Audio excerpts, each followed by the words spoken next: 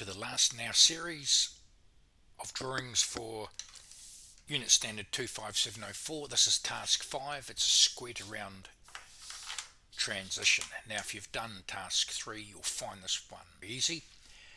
Everything's symmetrical on this, the circle's in the middle, and we'll get in and we'll do this. It should not take too long. I've gone ahead and done my maths. My measurements will be different to yours, but I've worked out the mean perimeter. The perimeter is the outside, and I've worked out the mean diameter. So the mean diameter is the circle. When we refer to perimeters, we're referring to the outside. When we refer to circumferences, we're dealing with circular items. Okay, so I've already done all my maths. You can do this. You should know the maths by now after doing the previous ones. My advice is to write it all down and have it ready at hand. I have scaled so my scale is 1 to 2.5. So simply I get my measurements after I've done this so I can fit it on the page, and I reduce everything down. So I just divide everything by 2.5. So let's get on and knock this one out. Firstly, we have to draw an elevation and a plan view. Let's get into that. Starting off with a baseline, and we'll draw a vertical line. I have my measurements.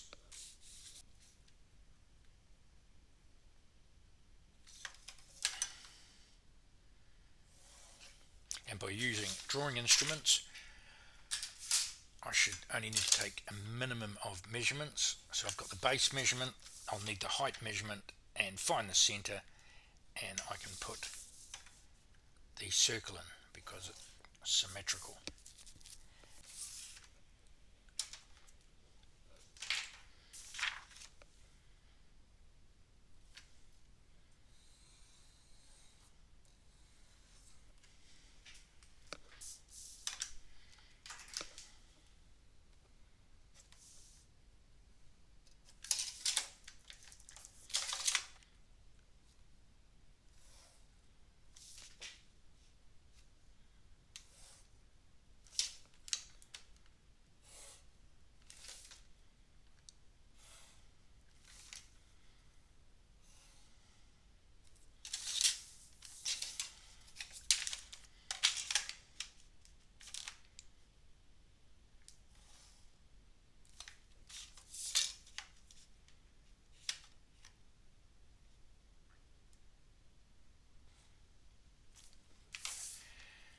And there I have my elevation and plan drawn. So at the top we have the plan,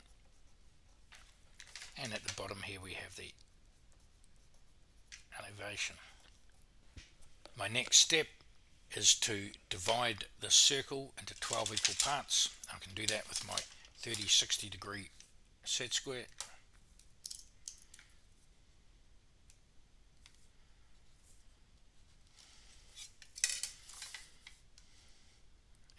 Using that through the center of my circle, and then we have 12 parts to our circle, and we're just going to bring those down to our elevation view, making sure we don't get mixed up with the 45 degree angle lines.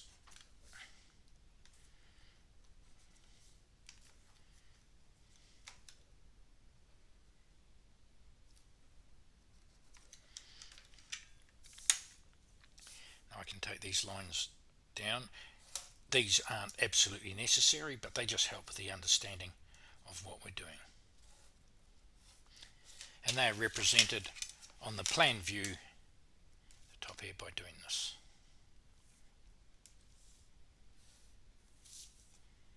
Disregarding the 45 degree, and there should be 4 lines for each corner. 1,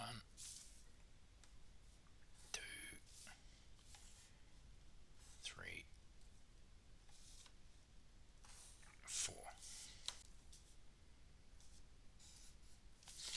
And there we have it. That's all we need to do in preparation to draw our pattern. So we've got the elevation, we've got the plan, and we've drawn these lines in. Now, so we don't get lost, we will label the points where necessary. So we have to have a seam to join this pattern together. So we'll put the seam down here, and we'll label this corner A, B, C, D, and we'll do that down there. So this is A and D, and this is B and C. Each of these points will get numbered off, starting with 0, 1, 3, 11 and 12 back at the seam, and we can transfer those down here. So this is 0, 12, 1, 11, 2, 10, 3, 9, 4, 8, 5, 7 and 6 over here on its own. So now let's talk about true lengths, or lengths that we can actually identify on the drawing. Obviously the perimeter, the base here, they're all true length lines. This line A12 or A0 going up here, this is the seam line. That is also a true length line. So now we have to find all of these other lines and find their true lengths. None of these on here are actual true length lines, so all these little triangles here, we have to find the true lengths of each of them. So let's have a look at how we do that. So we take the elevation height, and at right angles to that, we place the plan length. So by plan length, we take the plan length off of here. And so if I want to find the true length of A0, I put my compass on here, A0, take it at the base, and the resulting hypotenuse is a true length line.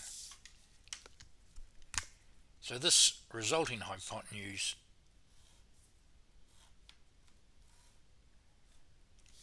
that is A0. That is the true length of that line, A0. So we can do that all the way around the circle. So we can do A1, and now you must be very, very accurate when you do this. Nice sharp compass, and take your time and get accurate. So again, from the base point, draw along that line, and that will be A1.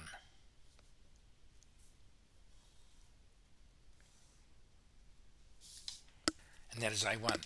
Now for this drawing, unlike task 3, we only need these two true length lines, and that is because this circle is dead center to the base, so it's symmetrical.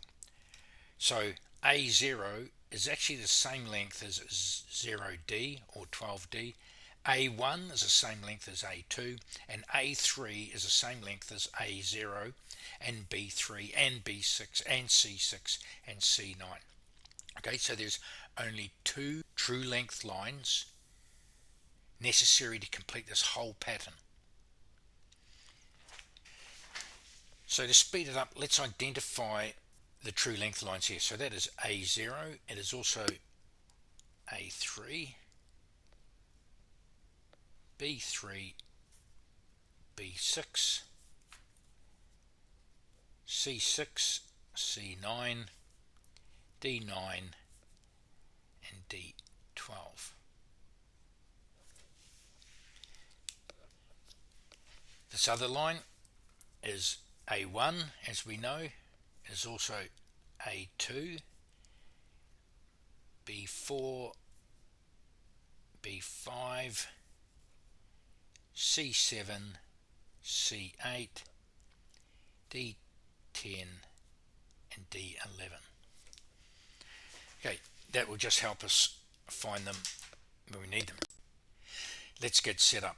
So I've got a small compass here, and I'm going to measure off 1/12 of the circle, and I'm going to do that by taking it 3 places along being very, very accurate, that I get my point in exactly the right spot and making the adjustment. Right, I've now got that exactly at 1/12. I'll keep that. And we need to start off by identifying this corner here. It is a right angle, so we will make and develop out this triangular portion of the pattern. Now the pattern, because there's a right angle there, must start with a right angle, and this is how we can check the accuracy of our final pattern, as it must finish in a right angle because it's starting in a right angle. So there'll be a right angle here as well. So let's just put a right angle in.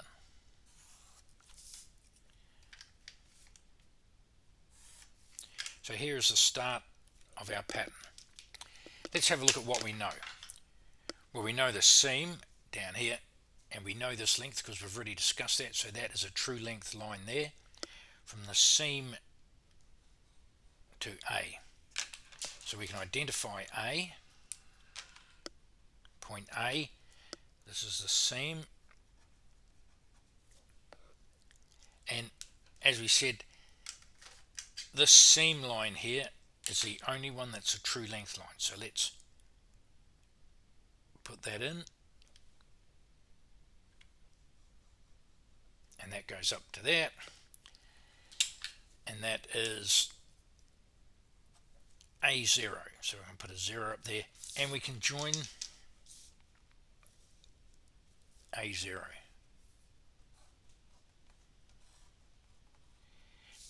Now let's double check that. So that is A0. We've already identified it. Let's go back and check it. So here's A0. It's the very first true length line we made, and we can check it A0. Spot on accurate.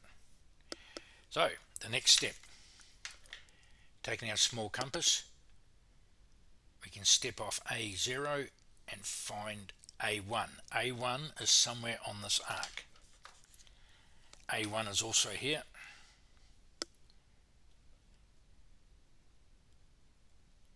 So I can go from A and find A1.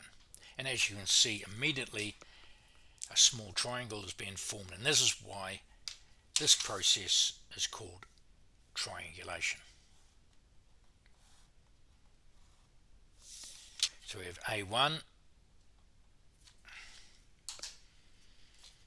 somewhere from that point on this arc that I'm drawing will be A2, and A2, remember, is the same length as A1, so we don't have to change the large compass, and there is A2.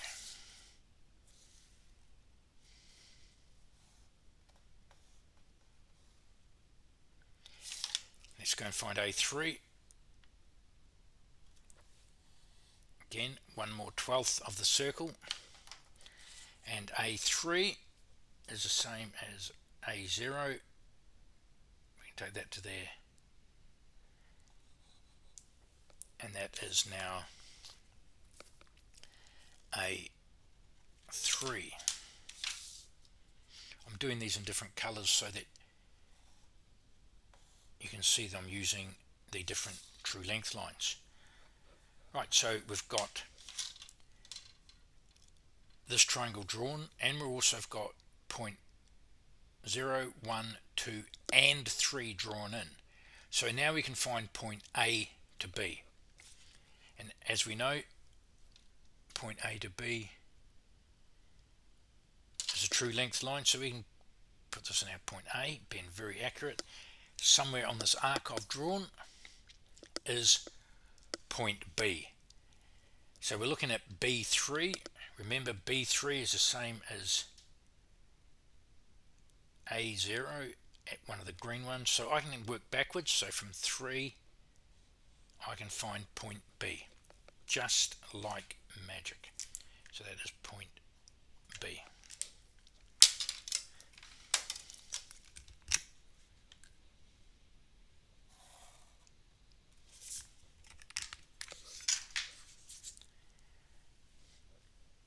I can double check.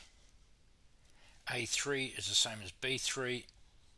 We've got that, perfect. So let's go to point 4.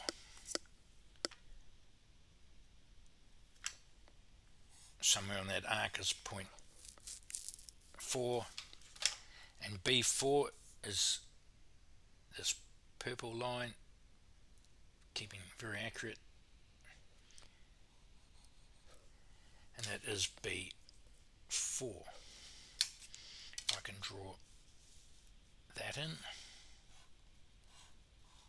and I can draw B3 in as well.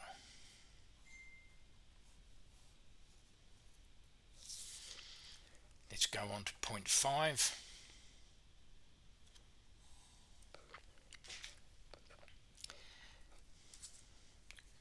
B5 is the same length as B4,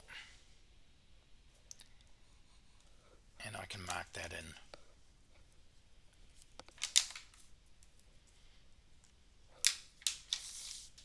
And join that up. From B5 we can now go to B6, and B6 is the same as this green true length line, and there is B6. Let's draw that in. So as you can see, our pattern's forming. These are true length lines here. We know these are taken directly off the plan, and these true length lines are represented here as we've discovered them by taking the plan length lines, putting them at right angles to the base of the elevation height, and the resulting hypotenuse is the true length. Now if you've got to this stage and you're understanding how it goes together with the triangles, and we form the perimeter lines out here, and how we form these arcs up here to get the circle, that if you understand the process, feel free to move on. I suggest you go through and see how the end is finished off. I'll put up the time for that. Let's carry on. Okay, so BC, so we can go from point B, and point C will be out here somewhere on this arc I've drawn, and we know that B6 is the same as C6, so C6 is here. It's a green line on our true length lines, so we can go B6, and that will give us C6, which will give us point C down here. Let's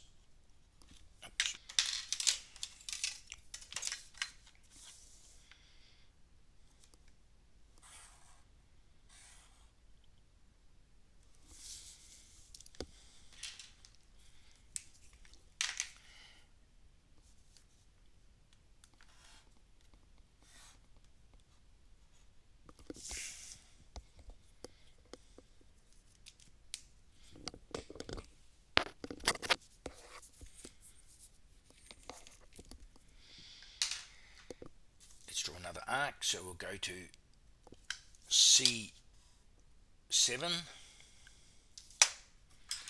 and C7 is on this purple line here, and so is C8, so I can draw a longer arc, and that will take in my next mark. So let's do that now. Let's do two together. So that is C7 and C8.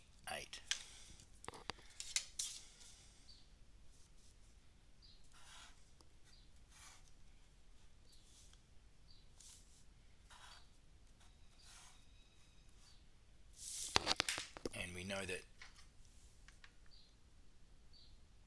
C9 will be out here somewhere. So let's go C to D from the perimeter, take that measurement and put an arc out here, and that will be D. We know that C9 is this green true length line, so we can go C to 0.9,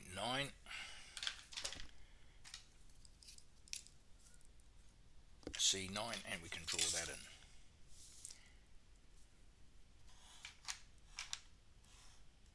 And C9 is the same as D9, so we can simply work backwards from that, put an arc here, and that will give us point D.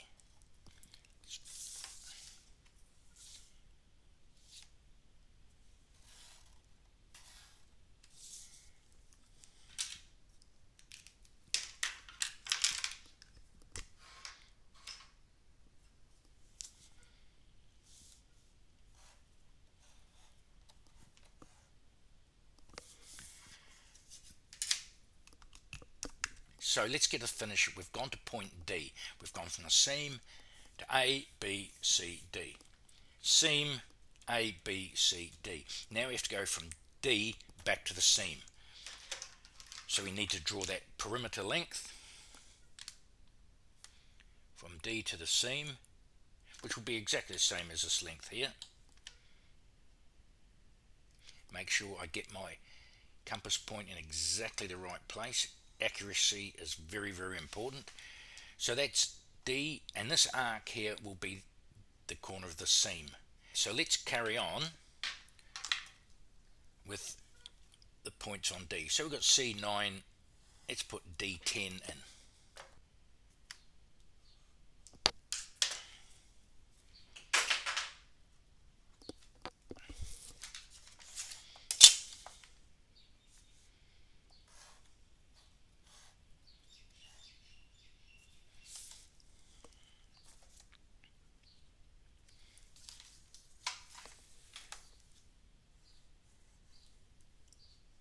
D11 is the same as D10.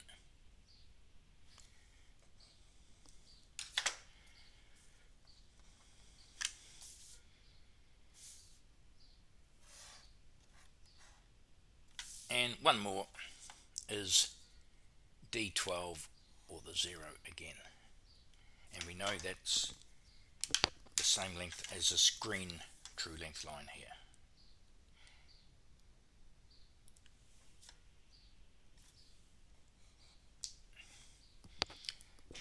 And there we have D12, and we're back to our 0 point again.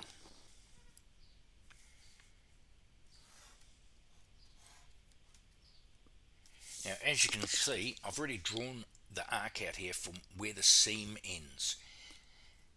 And we know that that seam line is a true length line on the elevation. So we can just simply take this, and that is the seam line, and it goes to 0. Now we have 0, 12 already marked here. Simply put my compass at that top point, and this previous arc we've drawn here,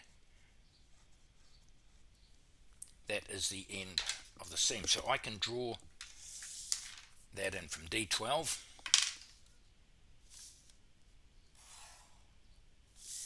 down to D, and that is the end of our actual laying out of the development. We can double check that we've got it correct, and this corner should be a right angle. So we can just put our set square in there and go, yep, I'm happy with that, that's a right angle. If it's not a right angle, you've made a mistake with a measurement somewhere in this triangle. So you've either used the wrong true length line, you've used the wrong true length for the seam, or you've used an inaccurate length between D and the seam. The next step is to draw this curve in using our French curves.